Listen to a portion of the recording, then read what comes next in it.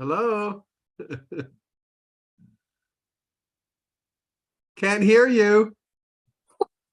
There Hey, we go. I am driving and I have a friend with me. This is Tara. Hello. Hey, Tara. And she is thinking of starting her own business one day. So we are on an errand today. So I apologize that I'm a little distracted. So I'm going to put us back on mute.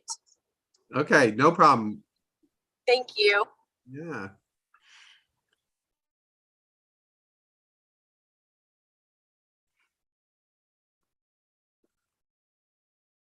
Oh, you made it. You can hear us.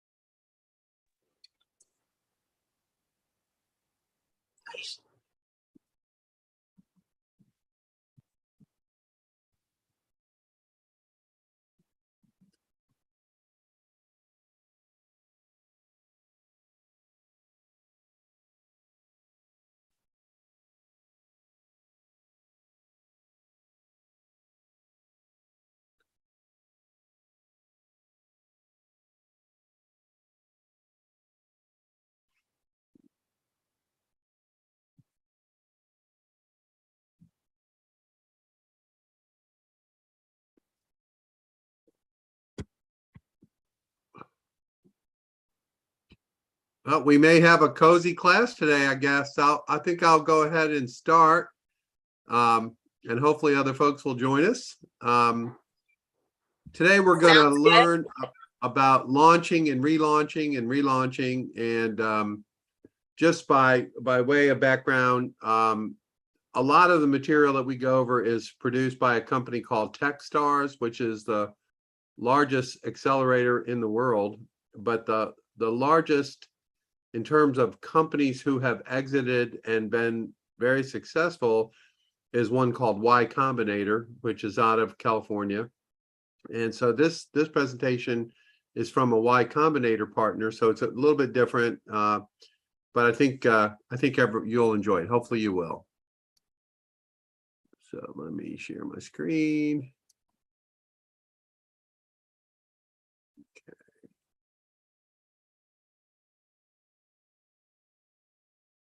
And there we go.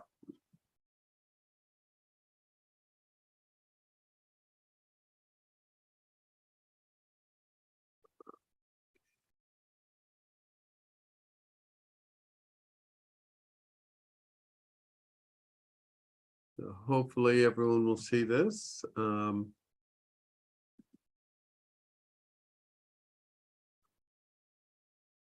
I'm Kim Yalik. I'm a partner at Y Combinator, and one of the things I help founders do a lot is prepare to launch. That is what I'm going to talk to you about today. So I want to change the way that you think about launching. So most people think about launching as something that you get one shot at. But so for example, I just talked to a team that's been preparing to launch for 6 months. They were lovingly trying to get every pixel perfect on their product before they shared it with everyone. And now they are stressing over every line on their landing page. And, they're trying to line up everything right with timing. But if you're like most startups, you will launch something and no one will care. And if it took you 6 months to get there, your startup is probably going to be dead before you get another chance to launch. So in the same sort of spirit as always be shipping, I want you to think about launching as something you can continually do. I want to destroy the idea that launching is just this one moment in time, because assuming you do well and assuming you ship new products and new features, you are never going to be not launching. So let's talk about all the ways that you can launch. Here are different opportunities to launch that we're going to go through today. I'll go through each of these except press launches. We have done a previous startups lecture on press launches, and I'll share a link to that and some resources, after this. But we'll go over most of these, and most of these things are things that you should be doing while you're in startup school. So let's talk about first why you want to continuously launch. So before you even have a fully functioning product, you get a chance to practice your pitch, and you can refine it. You can A/B test it and see how people actually respond to the idea. And then once you have an MVP or, a very early version of your product, launching through different channels will give you an opportunity to see how people will respond to that early version of the product. And then launching to different channels will help you determine whether you're even talking to the right users, because, you might launch on one channel and get no response. You'll launch on another channel and you'll get a huge response. And so that will help you identify whether, you're identifying the right user for what you're building. So let's talk about some of the types of launches that you can do while you're in startup school. And I'm excited to hear that, 1,000 of you have launched so far since the start of startup school. That's incredible. So I clicked on 10 random startup school companies from founders who'd posted on the forum, and only about half had landing pages. So this is what I call the silent launch. And you do not need anything fancy for this. All you need is a domain name, your company name, a short description, a contact, and a call to action. So for example, this is a random startup school company that I found from a founder who'd posted on the forum. Their company is Zinc.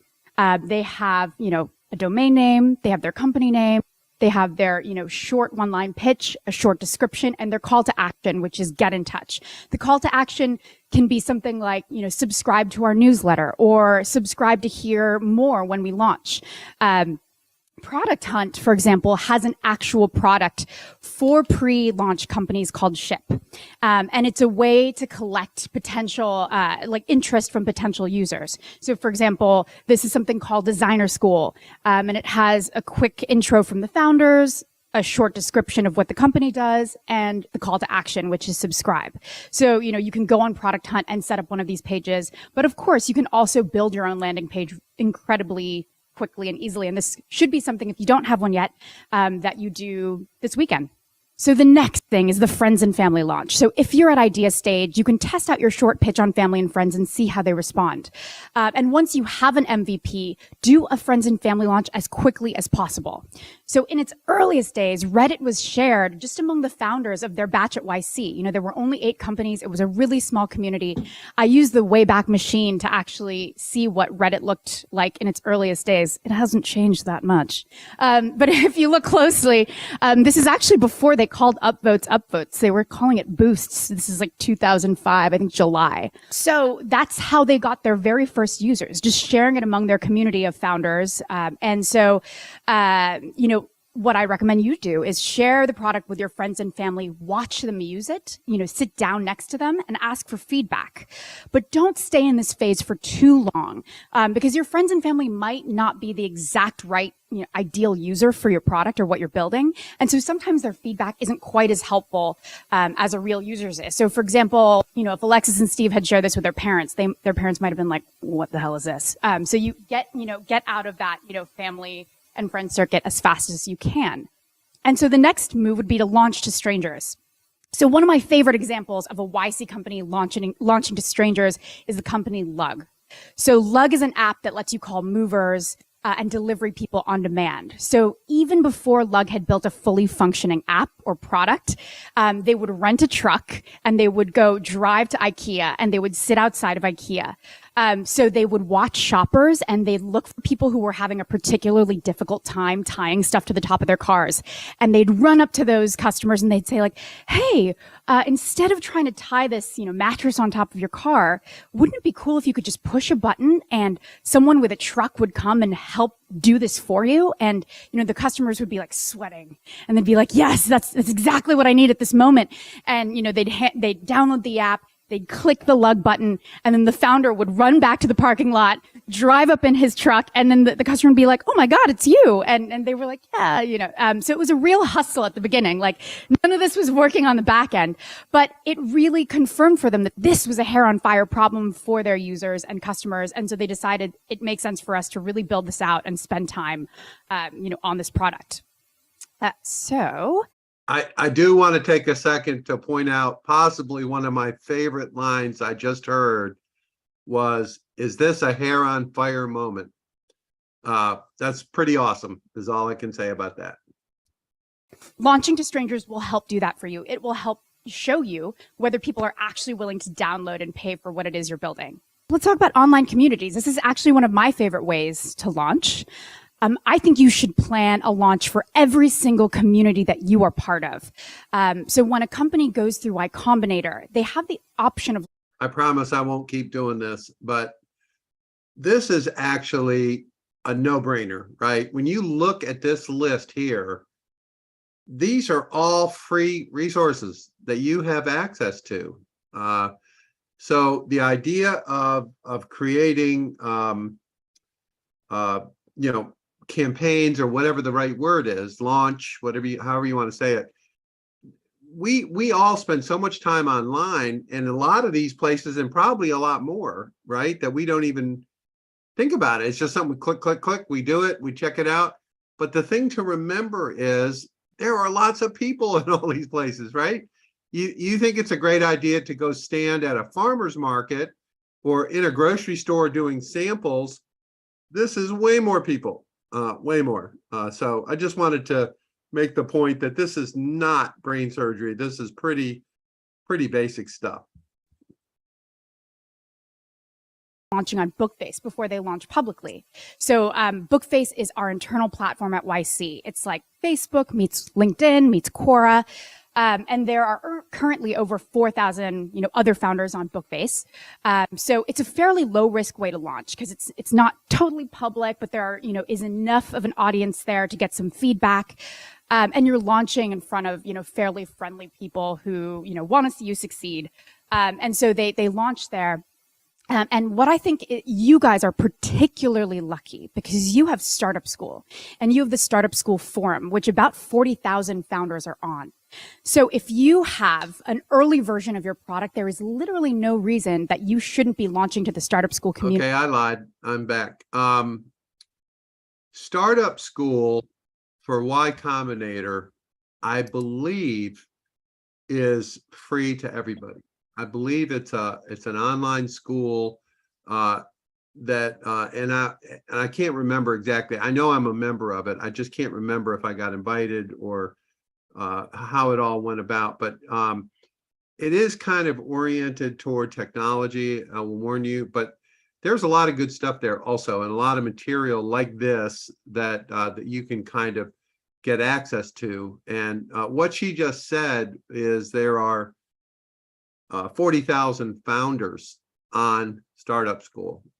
That's a number, right? So again, another kind of easy place to launch or to tell a story about your business or why you started or what's going on. So I'm just trying to open your thinking to some of these non-traditional kind of places. In the next few weeks.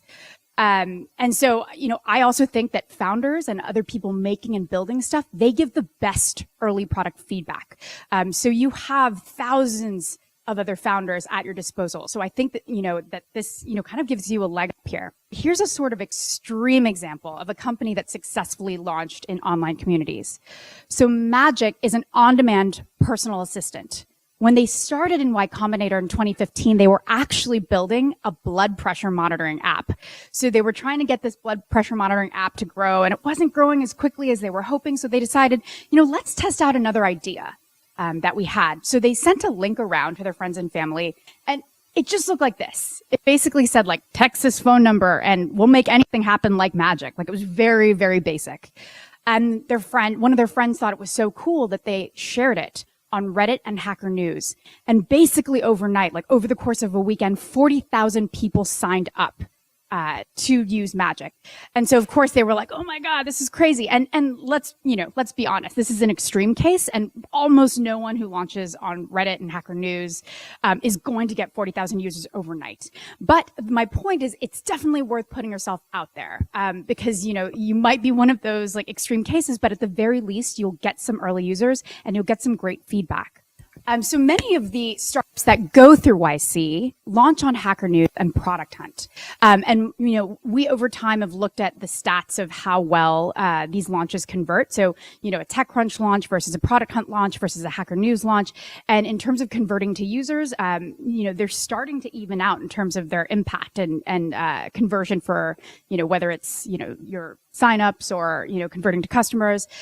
So if you're launching in these communities and aren't active members of these communities yet, my suggestion is that you spend a little bit of time looking at the communities. You understand the rules, especially if you're posting to subreddits, right? They all sort of have their own, moderators have their own rules.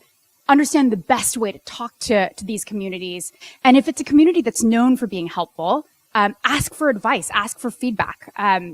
If you're not part of these communities, I'd reach out to someone who is and ask them for advice. Ask them for the best way to launch, because there are going to be tips for every community. And, for example, one company in this batch, was building something that he wanted to get more, women's perspectives on. And they're, 2 male founders. And one of the users of Alpha, which is a community for women in tech, said, hey, I'll post that to, to Alpha for you. And I'll tell you what kind of feedback they got. So I recommend connecting with someone in the community and asking them for help if you're not part of the community yourself. The biggest piece of advice I have for launching on online communities is write like you talk. Do not talk like a marketing robot. People hate that. So don't use marketing language or deep jargon. Talk like a human when you're addressing the community. So all you need in these, when you introduce yourself in these posts, introduce yourself, talk about what you're building, talk briefly about why you're doing it or how you came across the problem. People on Hacker News, for example, are super intellectually curious. So are there any interesting insights that you've learned from talking to potential users or your users? Is there anything surprising or delightful that you could share with the community? Because people love that. And they also want to ask you questions, but sometimes don't know exactly how or which questions they should ask you. So tee it up for them. Say, hey, I'm an expert in X, Y, and Z, and I'm happy to answer questions on these topics. Otherwise, you risk people going down all sorts of weird rabbit holes. And just make sure that you sort of are sharing this community, asking them for advice. Try to cut down as much of the jargon and marketing as possible out of these pitches. The request for access launch, the magic story that I shared with you actually reminded me of this other type of launch you can do. So when Magic launched, overnight they got 40,000 people signing up. And of course they couldn't serve 40,000 users immediately. So they launched a waitlist. And they also gave people ways to skip the line. So for example, if you tweeted about Magic, you'd get, to skip a few spots in the line. So you can build these viral elements into your launches that will help get people to spread the word for you. One of my current favorite examples of this request for access launch is Superhuman. So Superhuman is building a better email experience. So you can go to their site here and request access. And you can also ask a current user to refer you, and then that'll help you skip the line. So in the signature of all emails that are sent by Superhuman users is a little tag that says sent by Superhuman. And so I'm a Superhuman user and I get a ton of emails. I'll send a ton out of my emails out to people, and I get a ton of emails asking me for referrals. So, people I email say, hey, how did you like Superhuman? Would you mind referring me to the product? So if you have a product that you can build this sort of viral element into, I highly recommend it. So we don't have a huge amount of time because obviously social media and launching to bloggers is this huge and long and well-covered topic. But I wanted to skim them briefly and give you an example of a company that we worked with that did it very well. As most of you know, launching to popular blogs that cover your industry or trade can be incredibly powerful. So Joy is a free wedding website builder, and they were one of the fastest growing companies in their batch. And a lot of their early growth, an alarming amount of their really early growth, was due to being placed on a number of lists like this. They essentially Googled, they looked at, SEO, and they Googled, best wedding website builders and figured out who was coming up on, the first couple pages of results on Google. And they reached out to all those bloggers and, they said, hey, we have this new product. We think your community would love it. Would you be willing to add us to this list? And they said that they reached out and basically did a drip campaign to over 50 50 bloggers and only got responses from 4, but those 4 responses made a huge impact for their early growth. So one note that I want you to keep in mind is that some blogger and influencer opportunities are pay to play. And Joy did not pay early on, and I do not want you paying early on either. If folks are asking you to pay, please find other or creative routes to get around this, because as startups, as early stage startups, you just don't have you don't have the money to do it. And so I'm saying it is definitely possible to go this route without paying a ton of money. So figure out, routes around the expensive sort of sponsorship dollars. She used the comment drip campaign, that they use a drip campaign. Many of you are familiar with this, but what a drip campaign is a series of messages organized around some campaign or some effort, and it's executed over a relatively long period of time. So it's not a one blast email, it's a series of emails, or if you have the text messaging capability, a series of text messages that build the case for whatever it is that you're promoting. And some of the software that's out there, I don't know for sure about people like Constant Contact and some of the more traditional providers, whether they have that capability or not. I just have not looked into it. But I know that companies like Klaviyo have it. I believe there's a company called Drip, if I'm not mistaken, that does this specifically. So it's a really effective way to engage with people over a long period of time, assuming they don't unsubscribe because they think you're spamming them, right? But if it is, like for an example, an example that I've seen used very effectively is for nonprofits. Let's say a nonprofit has a campaign, maybe they're building a building or whatever. They'll communicate that opportunity in a variety of ways over a relatively long period of time, all on an automated basis. So it's a very popular tool to use. If you're a hardware or physical product, of course, you can do a pre-order campaign. Preparing for pre-order launch could honestly be a whole presentation of its own. But take a look at some successful campaigns and get a sense for how they built out their launch strategy. So, for example, SheerTex was a company in YC that was making unbreakable sheer pantyhose. The founder, Catherine, made a great, really compelling video. She pitched press. She launched on Hacker News, where, Hacker News is probably, it's a very male audience. So we were curious how they would respond to something like sheer, unbreakable pantyhose, but they loved it. They thought it was very clever. They thought, that the technical piece behind it was really interesting. So I would recommend, like any company, try to launch and see how different communities respond. She launched on Product Hunt. She asked her friends and family and batchmates and investors to help spread the word. And she had an incredibly successful campaign. And so, of course, there's the new feature or new product line launches. So 2 very different companies that do this incredibly well are Stripe and Glossier. So both companies are incredibly smart about how they launch new products. So Stripe has always been great from the very beginning. They've been really great at engaging the community. So every time they launch a product, so for example, when they launched Stripe Atlas, they launched it on Hacker News and the founders were in the thread talking to all, potential users and talking about the product and why they were launching it, the problems that they felt it was solving. They blogged about it. They spread the word on social media. They pitched press. And this is something that they do over and over again. If you look at Stripe's blog, if you look at Hacker News, you can kind of see the history. Since the beginning, they've been very great at sort of activating the community. Glossier, which is a beauty brand, is incredible at launching new product. And the way they think about it is actually very scientific. They release products on a very specific cadence at specific intervals. And for every product, they essentially hit every single launch button again and again. So community, social media, press, advertising. So each time this new product launches, which is basically like every 6 to 8 weeks, they have this cycle go. So if you apply this to some of your companies, maybe you have a new flavor or a new offering within your product mix. In this case, this company, it makes each one of those an event, a launch event, and builds a campaign around, the launch of that particular product. And I think that, kind of thinking through, how are you going to introduce new stuff, whether it's by email or these drip campaigns or text messaging, social media, whatever it is.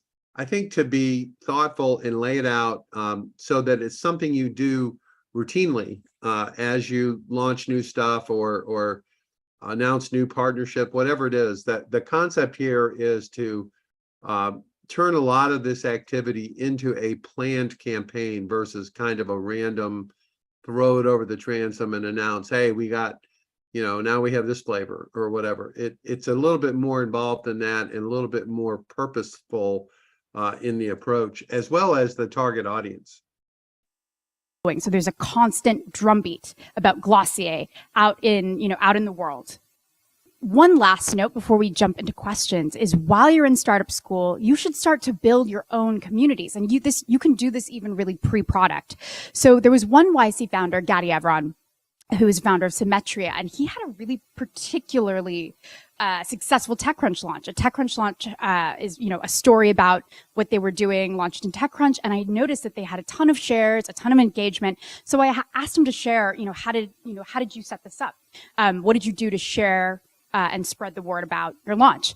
And he said that over the years, even before launching the product, he started to build his own email list. So every person he met that he discussed his startup with, even very loosely, he would add them to an email list, and they would get, sort of email updates about what he was working on a semi-regular, at semi-regular intervals. So when the TechCrunch article came out, he said he sent that email to the list full of all the people that he ever talked to, other startup founders, investors, friends, family, and asked for their help in spreading the news. And he said the response was significant. And he even saw VCs who hadn't invested in them sharing the story from their own personal Twitter accounts. And he said, you would be really surprised by who comes out of the woodwork to help when you ask for it. So I would recommend while you're in startup school, you have the opportunity to talk to so many people about what you're building and start and ask them, hey, can I add you to my update list? And over time, that you'll get that into the hundreds, maybe even thousands. So I would definitely recommend that you start doing that now. And so to sum up, I want you to stop thinking about launching as this one moment in time. I don't want you to spend all of startup school getting ready for this one big day, this one big launch day that you're trying to line up all these things for. This is something that is a continuous process that you can do over the course of the next couple months and into the life cycle of your company. If you didn't catch them the first time, these are all the opportunities that we went over. And I'm Kat. So if you ever have any questions, it's demo days coming up, so I might be slightly slower than usual to respond, but you can always reach out, Kat at Y Combinator, and I'm also on Twitter. Okay.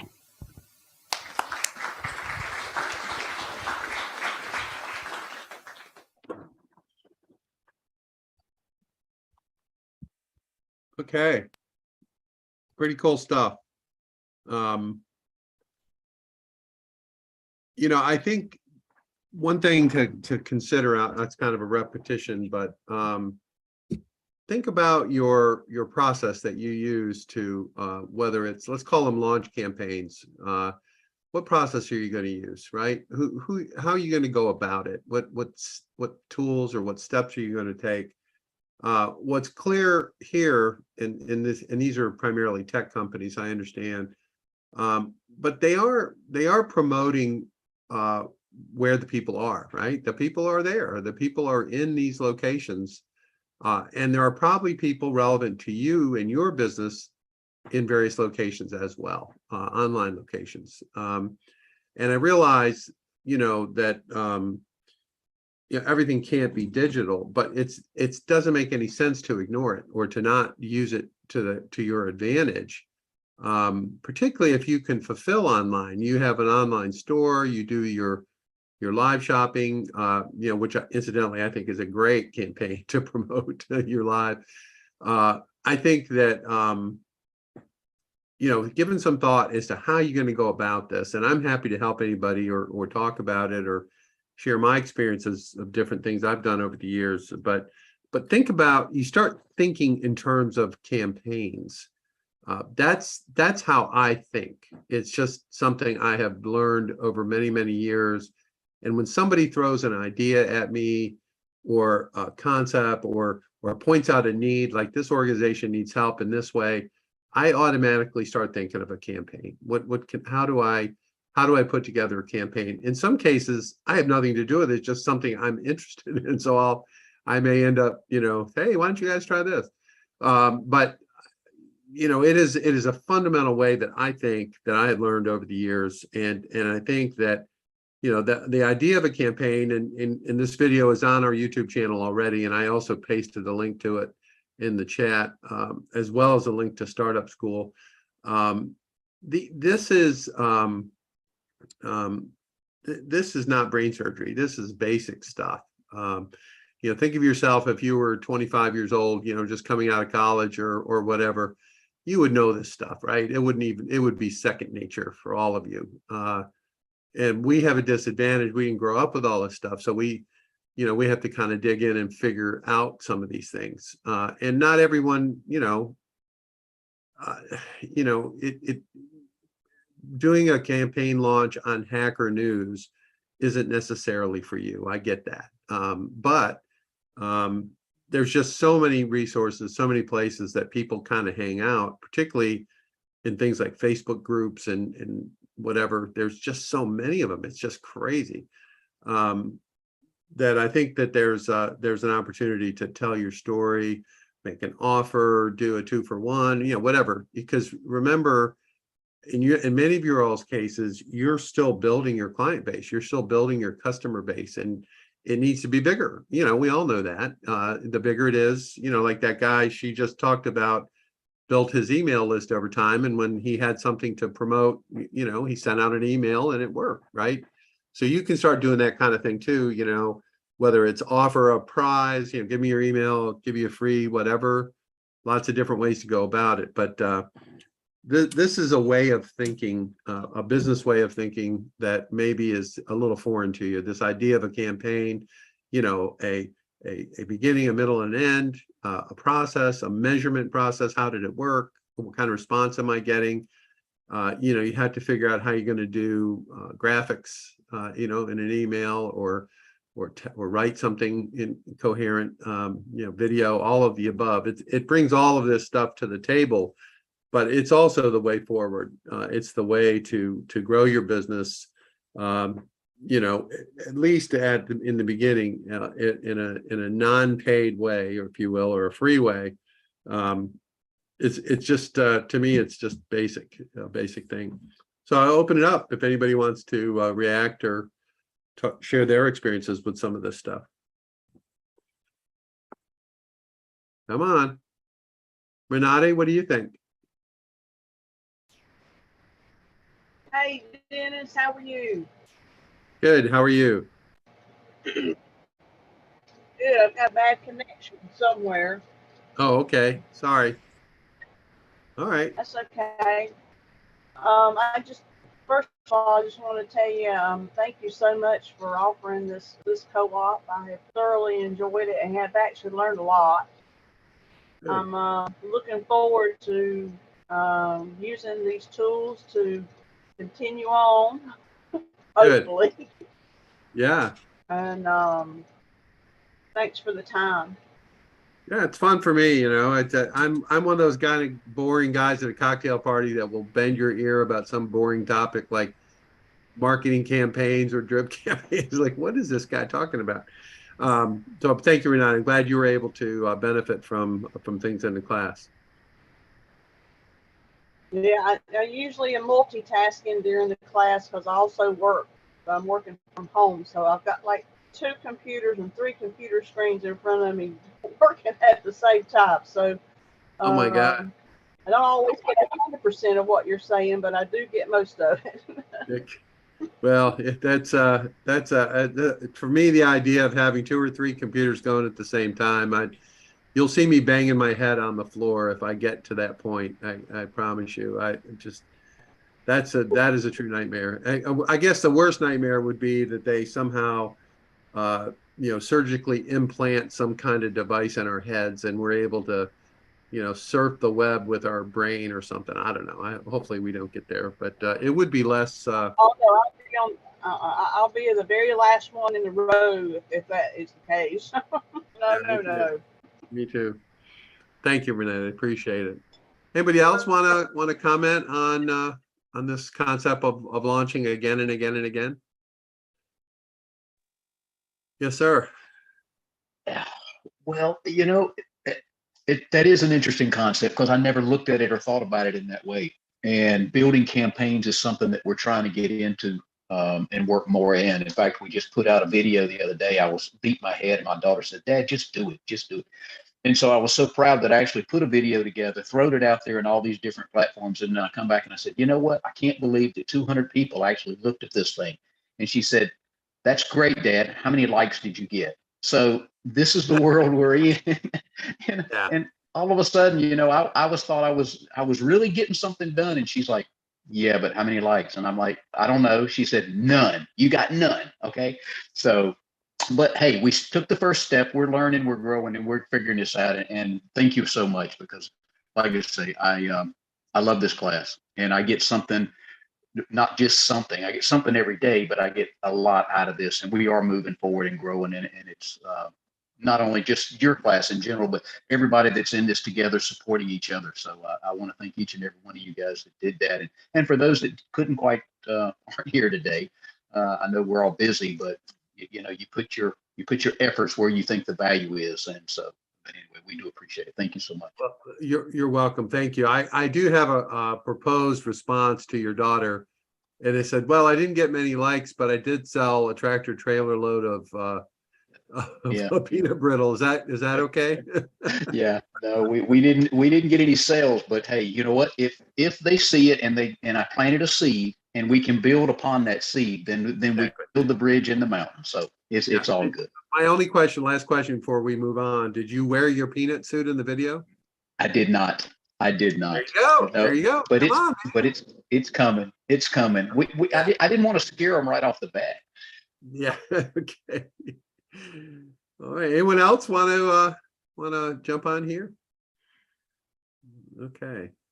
All right. Well, thanks everybody. I sent a link to the recording, and I'll put it in the Facebook group too, and the link to Startup School.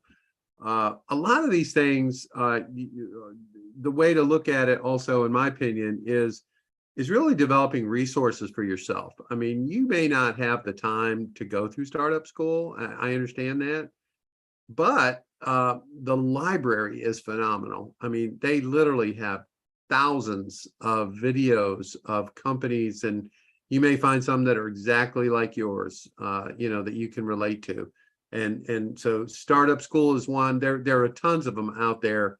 Masterclass is another one. I don't know if you all have ever seen that or been advertised that. Masterclass has a bunch of stuff on entrepreneurship. I think they have Richard Branson of Virgin teaches it, some crazy thing like that.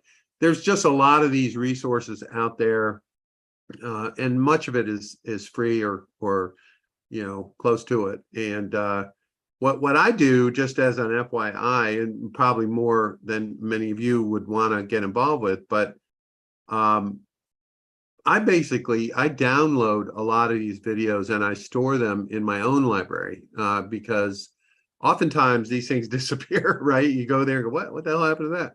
So I have a little piece of software, see if I can find the name of it. There's tons of them, but it records YouTube videos. So you can, with one button, you can just download a YouTube video to your local machine or whatever and put it in a library. So I do that quite often. I also do screen recording. usually on my iPad. So if I run into an interesting video or a talk or whatever, I'll record those and I'll save them. Somewhat, I use Dropbox, and many of you might be familiar with that. Dropbox is really good in that you can access it from any of your devices really easily, your phone or your computer, no matter where you are. So I know I can always access things that I need, whether it's for a class or whatever, because it's physically there. And you know, it will get out of date. I understand that. Some of it, you know, like this talk that we just watched was actually given in 2019 by this woman, but it's still, you know, still pretty good. So those are some of the little tricks of the trade from my perspective, saving materials, you know, because of the pandemic or since the pandemic, there's just been an explosion of online resources of all kinds. And in the entrepreneurship space and the startup space there's a lot, and there's a lot of you know, good speakers who can help you, you know, particularly in this Techstars and Y Combinator stuff. It's just to me, it's just, you know, when you realize in the case of Y Combinator, I think their acceptance rate is less than 1 in 1,000. You know, it's one of the hardest programs to get in, and the reason is if you get in, you get funded by major VCs. It's just that simple. Techstar is not quite as elite as that, mostly because they have like 50 locations, I think, for their stuff all around the world. But it's the same sort of thing. It's really hard to get in Y Combinator, and to my knowledge, I think this is still true. I don't think anyone from North Carolina has ever been accepted into Techstars that I'm aware of. I haven't run across them yet. So these are very elite organizations from the point of view of they're not generally available. People don't really know about them, but there's gold in this material. There's all kinds of valuable stuff. And to the extent you can download it, and you know, you can't sell it, right? You can't have a show and sell someone else's stuff, but you can download it and use it for your own purposes. So that's just something that I do, and it might be helpful to you as well. And the other thing is, and this is a little bit different and maybe something you're not that familiar with. When I was about 24 or 25 years old, I was in the insurance business with a mentor. I had an older mentor that was kind of helping me figure out, you know, if this business was right for me. And I learned a valuable lesson during that time. And here's the lesson I learned. In that case, my job was to get appointments with CEOs of major companies. That was my job. That was my primary thing that I was trying to do.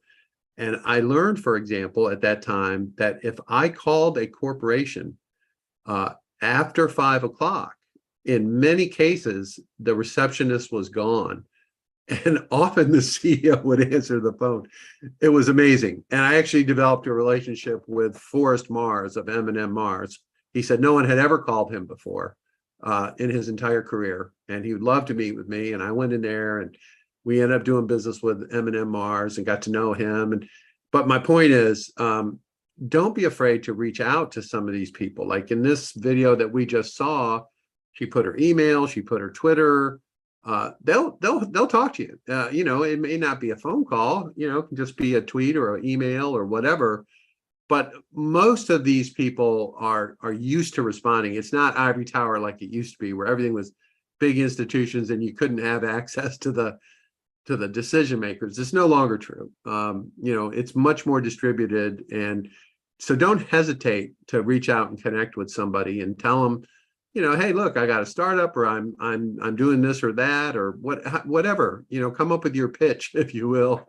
But you'll be amazed at how fast you can build your network and the ability, because everybody essentially is in this new way of functioning. And old people like me, you know, we tend to keep things going in a way we remember from the past, but it's really not that way anymore. There isn't as many barriers to reaching out for help. And in many cases, you'll get people that are more than happy to help. That's kind of what they do. They help people. So I just point that out as something that you can do and take advantage of.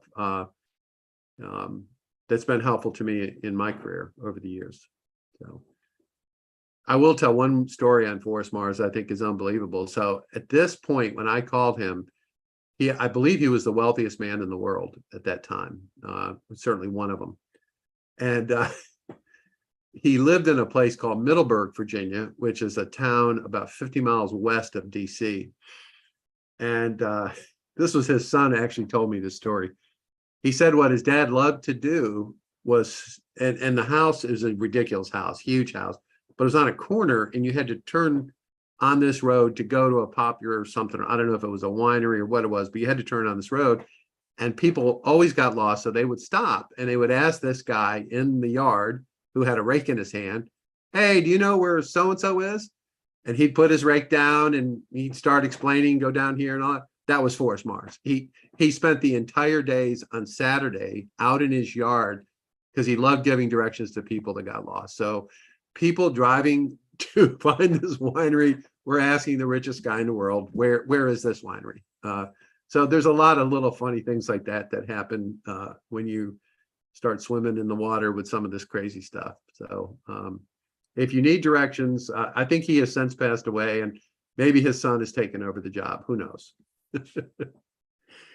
All right, everybody. Well, we'll see everyone tomorrow. What I'm going to do tomorrow, I hope to wrap up, what we talked about, give you as many, if you have, you want to talk to people, you need a connection or want to ask questions about, anything that we've covered or our providers that we work with, this will be the time to make sure you get everything that you need, going forward. Hey, All right. Dennis.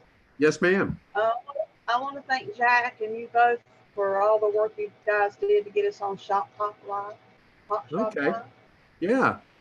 And Jack, thank you for all the work that you do with Got to Be North Carolina. I appreciate it. Yeah, he's not a bad guy. He's all right.